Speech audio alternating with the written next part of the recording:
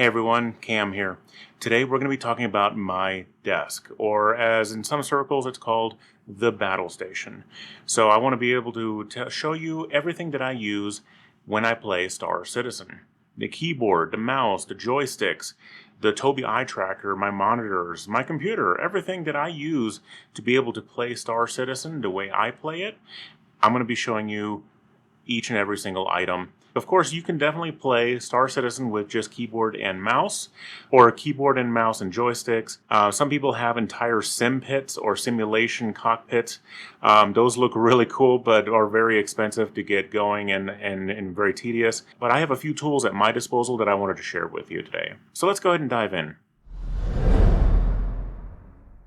Alrighty, let's go ahead and talk about the mouse and keyboard. As you can see in front of me, I have a number of different peripherals. There are 6 peripherals in front of me. Yes, the keyboard and mouse get used the most when I'm playing Star Citizen. However, I also have a couple of tablets, which I will go into later on in this video. But yeah, I do want to go ahead and talk about the keyboard first. This is actually my second time recording this video because the first time I accidentally hit the space bar when I was talking about it and I stopped my audio recording on my computer.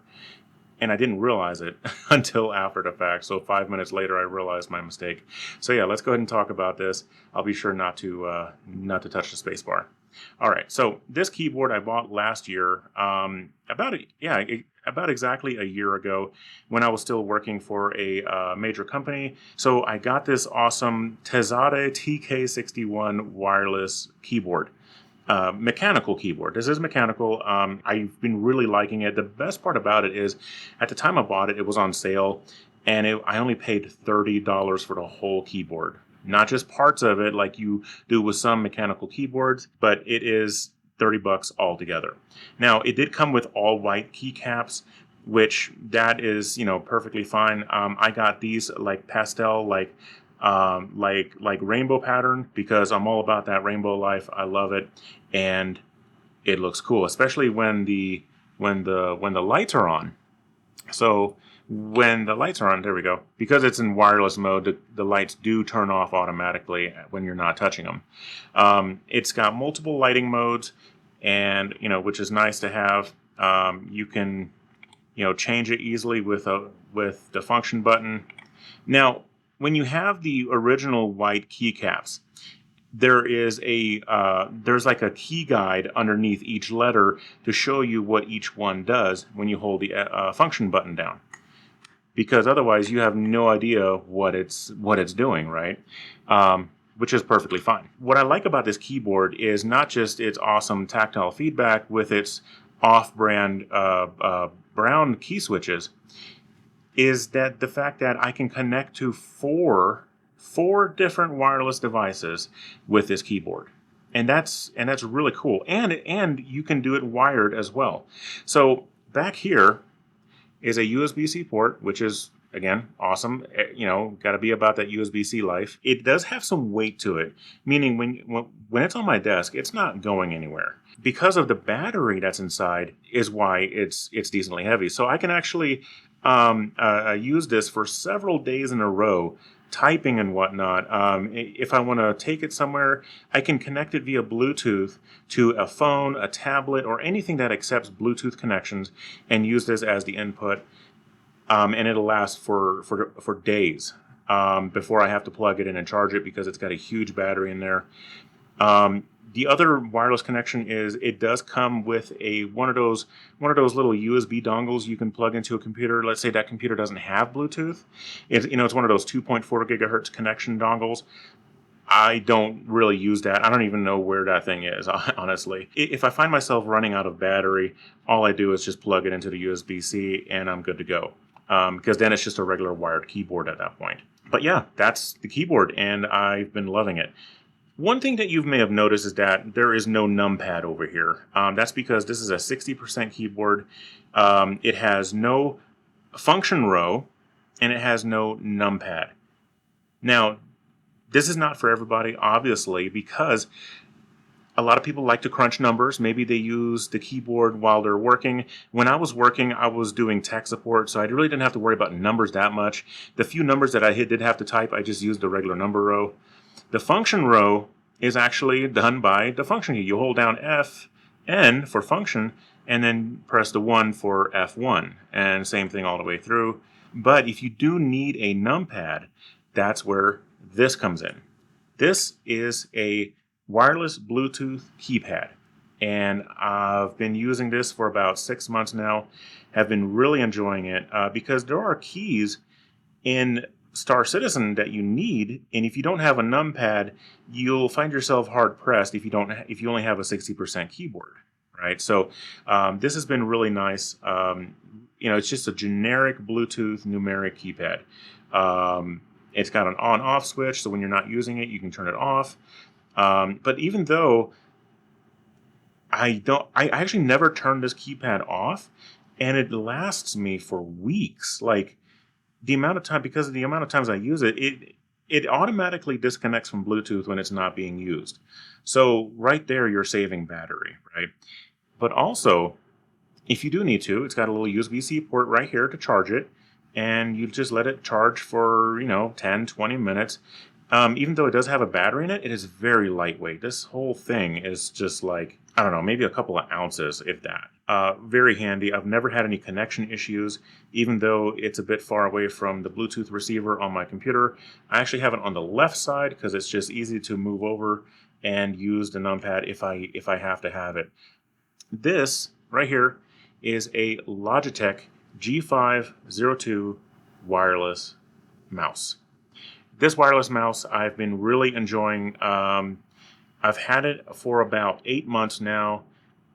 I bought it late 2022. My only gripe is that because it is an older model, I didn't find that out until later, is that it has a micro USB port. Boo! Everything should be USB-C nowadays.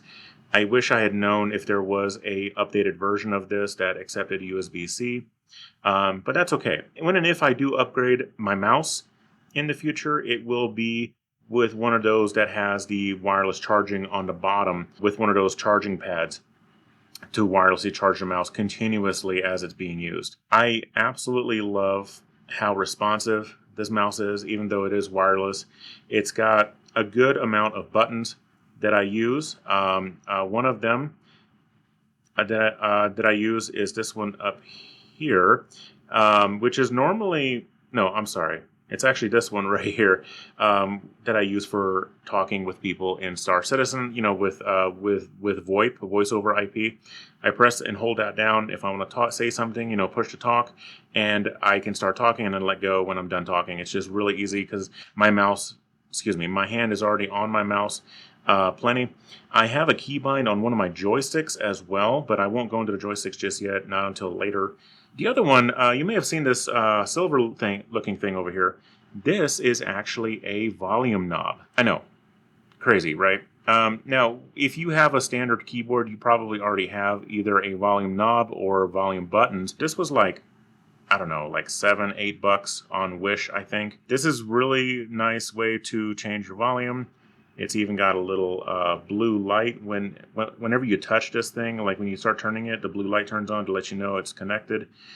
And yeah, those are my main peripherals that I use all the time. I may not always use my tablets, I may not always use my joysticks, but this right here in front of me, if I'm just feeling like, I'm in a keyboard and mouse mood, this is it right here.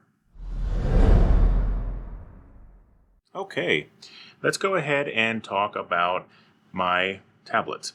These tablets here are two completely different tablets that can do multiple functions. Right now, I have them set up to be able to interact with Star Citizen. I'm using an app called Game Touch Controller, which, if you go to the website, the Game Touch Controller, it is specifically for Star Citizen. There are a bunch of different other types of apps out there, like there's Touch Portal, there's Game Glass. I've been enjoying Game Touch Controller so far just because of its versatility and that the fact that it binds with a VJoy, which allows you to create virtual joysticks. So you can do things like here, I can actually change my speed limiter. I can change my thrust here just by whoops. I accidentally pressed the wrong button. All right, let's go back to flight. So yeah, I can actually change my my thrust vector here. I can change my power triangle.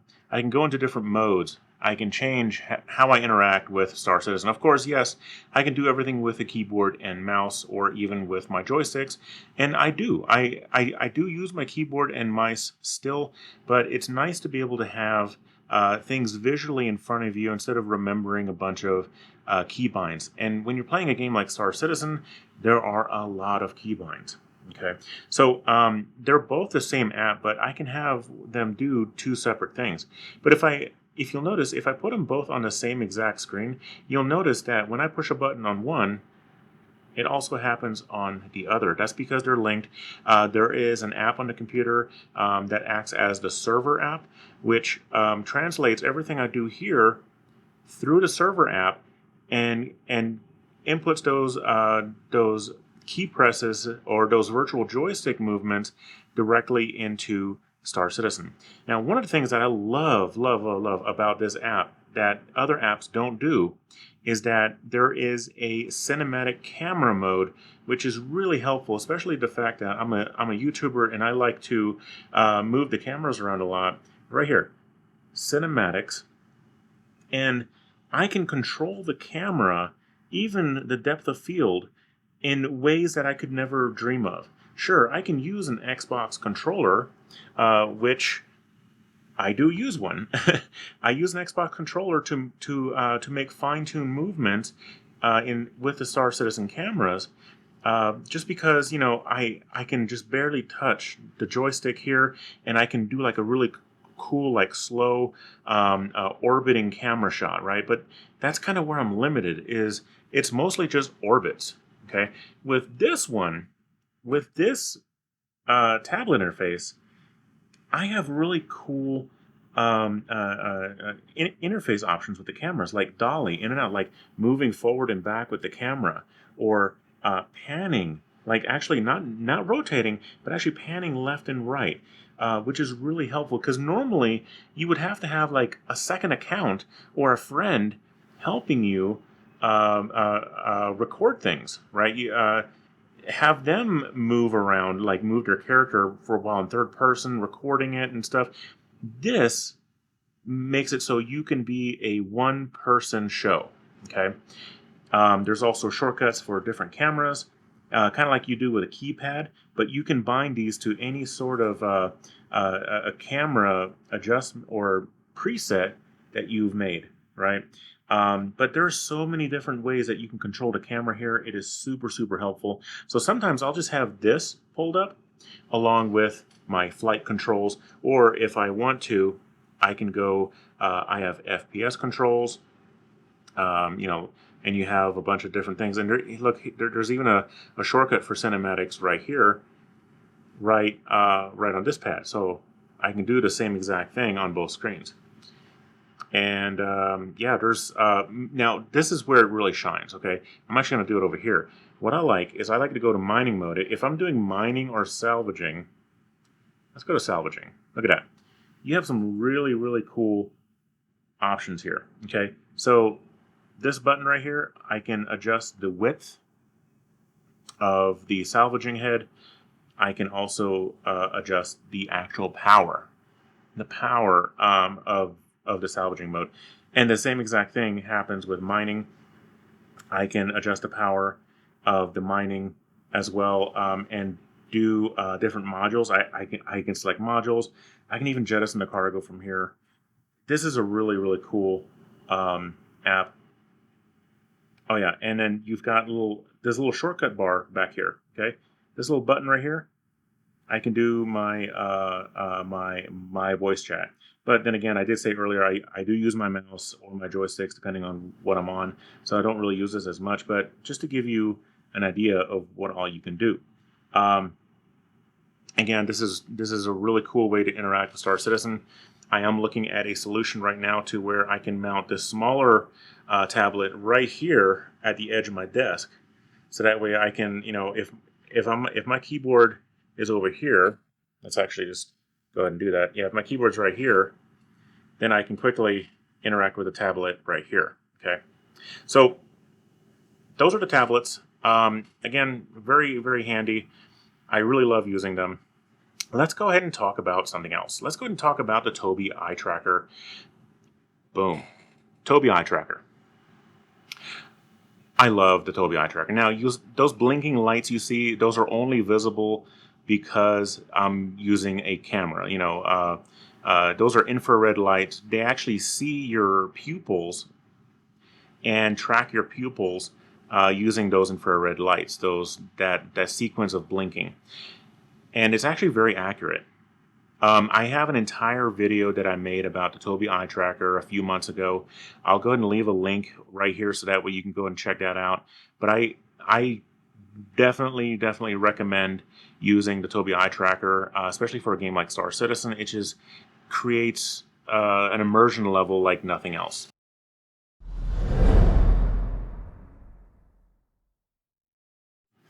Alright, let's go ahead and talk about the joysticks. Now you see how easily I am able to go ahead and just swing this over? That's because I have my own custom mounting system that I made out of steel pipes that I bought at the hardware store. And it's very sturdy. It doesn't go anywhere unless I want it to, if I push it out of the way. Or I can completely rotate this to flip upside down and put it underneath my desk. But I won't really talk about them that much because they're joysticks. I mean, they definitely add to immersion. I love using the joysticks quite a bit, and I don't use them as often as I would like to, though. I often find myself just reverting back to keyboard and mouse just because it's easier. Now, I can do some really cool things with joysticks, especially with all the buttons that the VKB Gladiator Pros have, but it's just I just feel okay with keyboard and mouse. Maybe it's because as a gamer, I've been gaming since the late 80s. Keyboard and mouse, those are my OG peripherals, A wide angle shot here. This is what it looks like when I'm gaming. I got both joysticks to my left and right, got my keyboard and mouse. My only issue is the way this is set up. Well, because of the way this desk is I have this curve here. Now, it's definitely more pronounced because I'm shooting at a wide angle on my phone. But this curve right here, I would like to kind of somehow eliminate this, and so I can have the keyboard and mouse closer to me when I'm using the joysticks. When I'm not using the joysticks, it's not a big deal. I can just move forward, right? And I'm closer. And that's another reason why I may not use the joysticks as much, is because I actually have to literally push back from the desk to use them. Now, when I'm only flying, it's not a big deal. It's definitely not a big deal just to be flying around and use the joysticks. Like I said, I have most of my commands built into all the different buttons that these joysticks offer. I have both the left and the right version. And yeah, I have toyed with the idea of doing in the future of doing a giveaway of these joysticks. Let me know in the comments if that's something that you'd be interested in if I did something like that.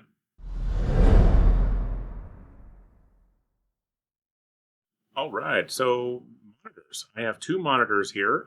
I have got my primary, which is a 27-inch QNX. It's a Korean brand 1440p monitor. Let me go ahead and turn down the volume on the game here. But yeah, it's a 1440p 27-inch monitor. It is a little bit older. It's about 10 years old, I believe, but it's still a really nice crisp resolution, especially for playing Star Citizen. At 1440p, it's really great. I would like to eventually upgrade to 4K monitor, but that will be coming down the road. Here on my left, I have a vertical placed monitor. It is a 1080p panel. That was actually my old monitor here. It's an Asus, and I just have random stuff here on the screen. Here you can see Audacity recording my audio as I'm speaking. I always use my professional microphone when I'm recording. I wish I could say I'm getting 60 FPS right now, but it's Orison. I'm getting about 45 or so. But honestly, that's pretty decent considering the fact that before I got my new PC a couple months ago, I was in the 10s. So going from 10s to 40s is definitely a huge improvement for Orison. Of course, once I'm off planet, it doesn't matter. My frames my frames go through the roof anyway. I've got a completely upgraded PC, which I'll go ahead and talk about next. All right, and here we are. This is my PC. It's barely 2 months old. The only thing that I basically reused here was my power supply. The power supply is an 850 watt power supply that I bought brand new last year for my old system, but everything else here is new. We've got some awesome components here. Got the AMD Radeon XFX 7900 XTX graphics card, 24 gigabytes of GDDR6 RAM. Super awesome. Got the Ryzen 9 7000 series CPU underneath that water cooler over there. Got 32 gigs of G.Skill RAM. And that is a X670E Plus gaming motherboard. This computer has been really good when it comes to both playing Star Citizen and also editing videos. I don't just do videos for Star Citizen, but I've got other things that I do on the side to earn some sort of income, and I do a lot of video editing. So this whole setup has been really good to me so far. And yes, that is a toothpick dispenser holding up the graphics card. This is a monster of a graphics card. It is heavy. I did not have any other solution.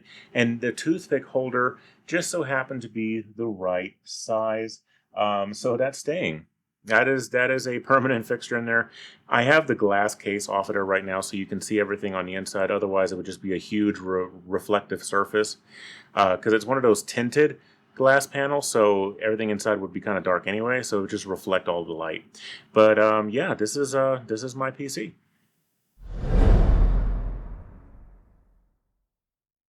All right, something else that I wanted to talk about was my microphone setup here.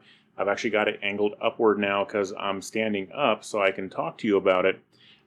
Ignore all the mess on top of my desk here. This is like the top of my desk, so I have a bottom and I have a top section. But this is my microphone. It is a Sennheiser microphone. I forgot the model. I'll put that in the description. It is a shotgun style microphone, and I have been really enjoying it quite a bit here. Let me get a light closer. It is a microphone that has to be powered, so I've got the XLR cable here plugged into this thing. It is a Euphoria UM2 and a Behringer Euphoria UM2. It basically converts the signal from the microphone to USB, so that way I can get it recorded, which I record through Audacity, and I can clean up the audio after the fact. But yeah, and now this is also sitting on this really cool adjustable arm. I'm going to just follow it here. It's going to go down this way, all right? And now it goes down that way, and it goes down to the desk. Now here it is. It is clamped to the bottom of the desk. I also have this little arm, this adjustable arm where I can mount my phone. Actually, the video in the very beginning of this video where I was recording myself, I had my phone clamped into this little phone clamp here and attached to this arm. This arm is completely adjustable, and I have it clamped to the main arm right there. So you can see how I've got that set up. All right, so yeah, I just wanted to mention that this arm is very handy to have. I've been enjoying this microphone. It is an almost $300 microphone, but it is worth it. It definitely works really well with my voice, and yeah, I've been liking it. Now, last but not least, let's talk about my headphones.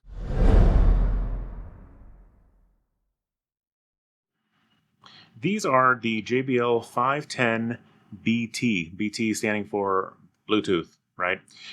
And I've been enjoying these. These are so awesome. They're completely wireless, and they're super comfortable. I can wear these for hours.